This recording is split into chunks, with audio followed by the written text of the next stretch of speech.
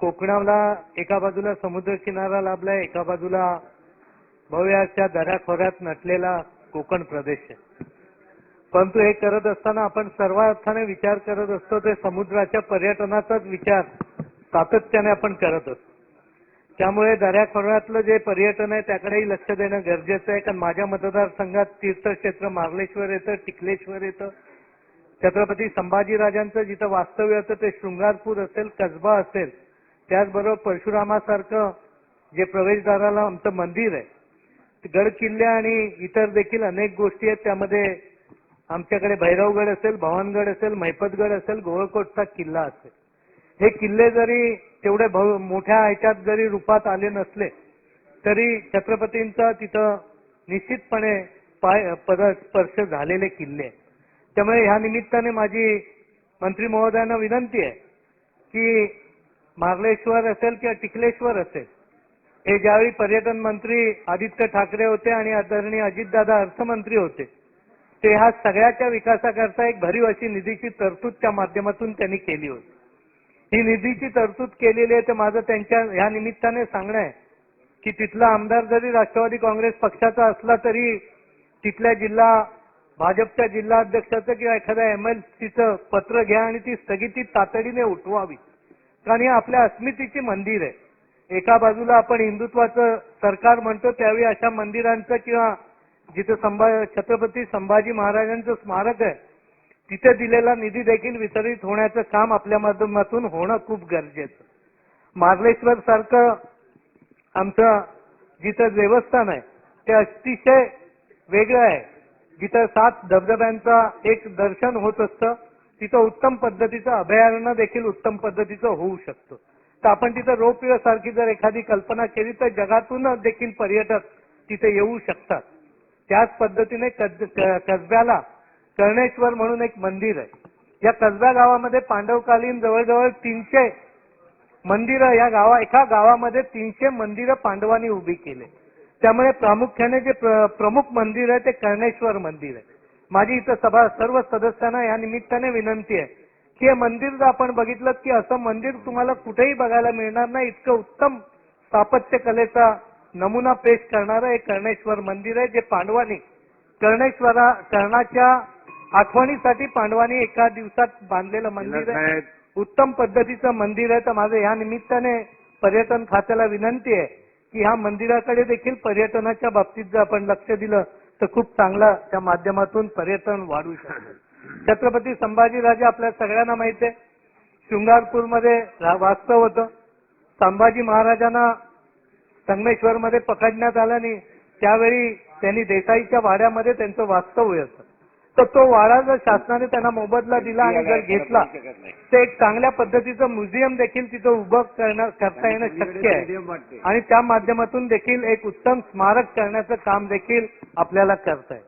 आदरणीय अजितदादांनी या संभाजी स्मारकाला कसब्याच्या गावासाठी 5 कोटीचा विशेष निधी आदित्य तटकरेंच्या माध्यमातून त्यावेळी आम्हाला दिला होता. परंतु या शासनाच्या स्थगितीच्या धोरणामुळे तोही निधी स्थगित आहे. तर अध्यक्ष महोदय, आपल्याला विनंती आहे की आपल्या माध्यमातून आपण जरी पत्र दिलं तर आपल्याला कोकणाची माहिती आहे, आपण नेहमी कोकणात येत असता.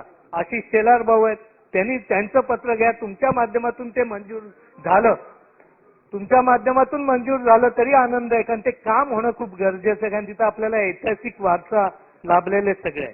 त्याच पद्धतीने मासाळ देखील आहेत. ही सगळी गोष्ट पर्यटनाला उपयुक्त आहे. तिथं आपल्याला विचार करावा. कोकणात अनेक खाड्या जैवविविधतेने समृद्ध आहे. कोकणातील खाडी किनारा असलेल्या जैवविविधतेकडे अभ्यासकांचा आणि पर्यटकांचा देखील वाढता कल आहे. तर ह्या निमित्ताने देखील जैव पर्यटनाकडे आपण लक्ष देणं खूप गरजेचं आहे. त्यामध्ये गोवळकोटच्या खाडीमध्ये ज्या पद्धतीने केरळच्या धर्तीवर बॅकवॉटरचं पर्यटन केलेलं आहे त्या पद्धतीचं पर्यटन उत्तम पद्धतीने आपण तिथे करू शकतो. त्याचबरोबर परशुराम देवस्थान ते गोविंदगड हा रोपवेचा प्रकल्प मला वाटतं वायकर साहेब ज्यावेळी आमच्या रत्नागिरी जिल्ह्याचे पालकमंत्री होते तेव्हा त्यांचा तो एक ड्रीम प्रकल्प होता. त्यांनी त्याबाबतची बऱ्याचशा गोष्टी पूर्तताकडे नेलेला होता. त्यामुळे तो देखील रोपवे होण्यासाठीची एक विनंती आहे. ज्या धर्तीवर साबरमती रिव्हर फ्रंट डेव्हलपमेंटच्या वतीने नैसर्गिक साधन सामुग्रीचा वापर करून जर चिपळूण शहर बहादूर शेख नाका ते गोळकोट ढक्का परिसर वाशिष्ठी नदीवर हा जर रिव्हरफ्रंट डेव्हलपमेंटचा प्रस्ताव आपण मंजूर केला, त्याबाबतचे सगळे जे आवश्यकता कागदपत्राची पूर्तता माननीय केंद्रीय मंत्री आदरणीय श्रीपादजी नाईक साहेबांच्या माध्यमातून आपण पूर्ण करतोय, तोही प्रकल्प पूर्ण करण्यासाठी आपल्याला निश्चित विचार करावा लागेल. वाशिष्ठी नदीत मगरीचं वास्तव्य याचा विचार करता क्रोकोडाईल पार्क तिथं जर आपल्याला उभारता आलं तर तोही आपल्याला उत्तम पद्धतीने व्यवसायाला चालना देणारं काम करताय. कृषी पर्यटनाला चालना देण्यासाठी देखील राज्यात कृषी पर्यटन धोरण राबवलं जातं.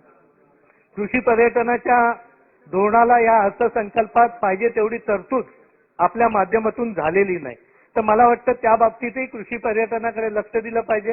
कारण कृषी पर्यटनाला जी बिनशेतीची अट असते ती आमच्या दृष्टीने थोडीशी घातक असते आणि 2 एकर जे क्षेत्र कृषी पर्यटनाला बंधनकारक असतं, तर काही ठिकाणी ही अट शिथिल केली तर त्याचाही उपयोग चांगल्या पद्धतीने होईल. या पर्यटनाला ज्यावेळी आपण लाईट देतो ती कमर्शियल पद्धतीने देतो. तर माझी या निमित्ताने आपल्याला विनंती आहे अध्यक्ष महोदय की ही लाईट आपल्याला जर रेसिडेन्शियल पद्धतीने दिली तर त्याचाही विचार आपल्याला चांगल्या पद्धतीने करता येईल. हे कृषी पर्यटन वाढवायचं असेल तर कोकणात फळबाग आहेत, नारळ, कोकम, सुपारी, आंबा, काजू या बागा आहेत.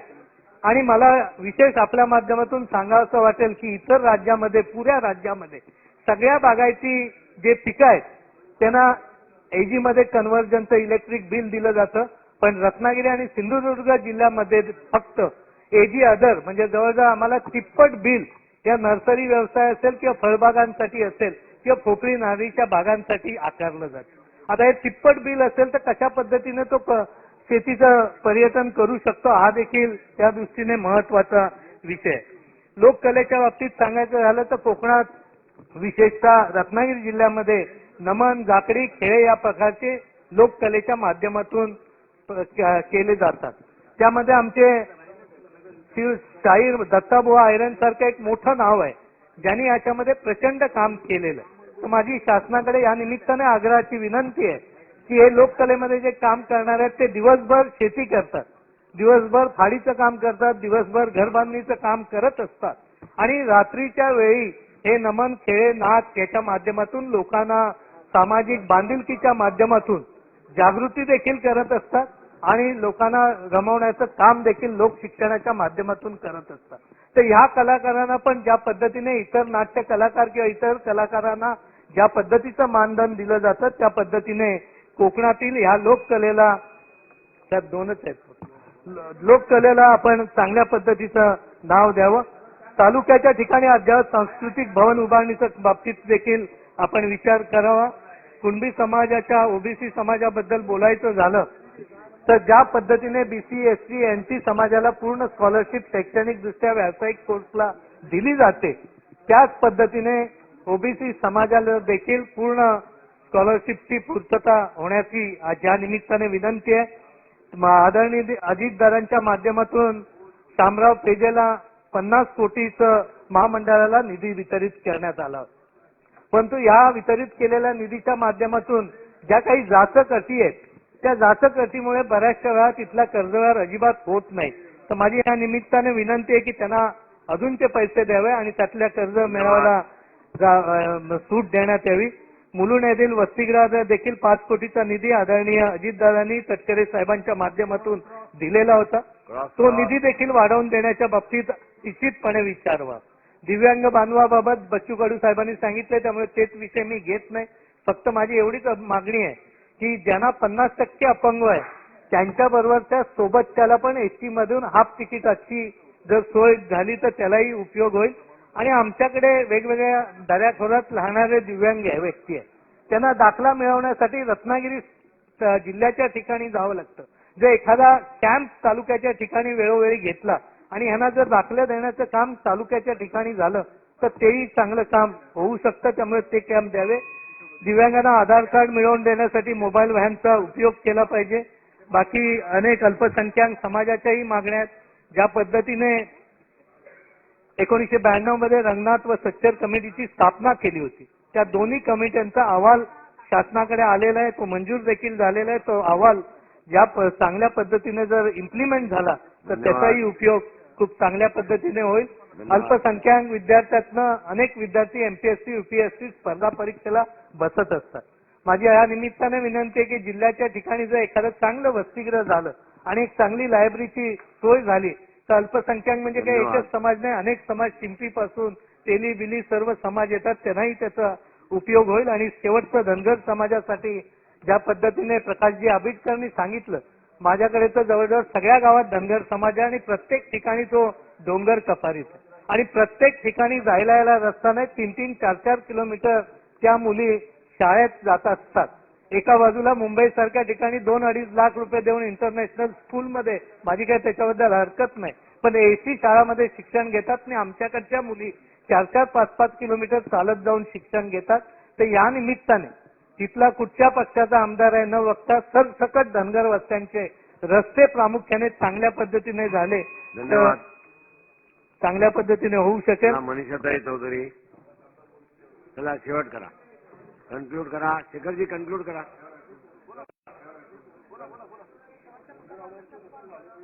मुद्दे संपले जातात त्यांचे. नाही आहेत, बरेच होते, बोला. लिंक चला तुटली. एक शेवटचा तर ह्या मुद्दा. सगळ्या गोष्टी विचारात घेऊन पर्यटन मंत्री मगाशी नव्हते म्हणून त्यांना मी लेखी स्वरूपात ही मागणी देतो आणि त्यांना या निमित्ताने एकच आग्रहाची विनंती करतो. त्यांना कर्णेश्वर आणि पार्लेश्वरला बोलवा. कर्णेश्वरला आणि मार्लेश्वरला लोढासाहेब आपण यावं.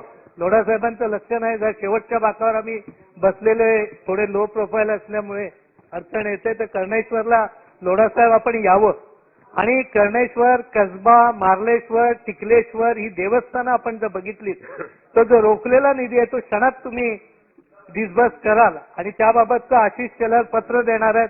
त्यांच्या पत्रावर आपण तो निधी लगेच स्थगिती उठवावी. नवीन निधी द्याल तेव्हा द्याल, पण जुनी स्थगिती उठवावी या निमित्ताने अध्यक्ष महोदयांकडे विनंती करतो आणि थांबतो. धन्यवाद. मनीषाताई चौधरी.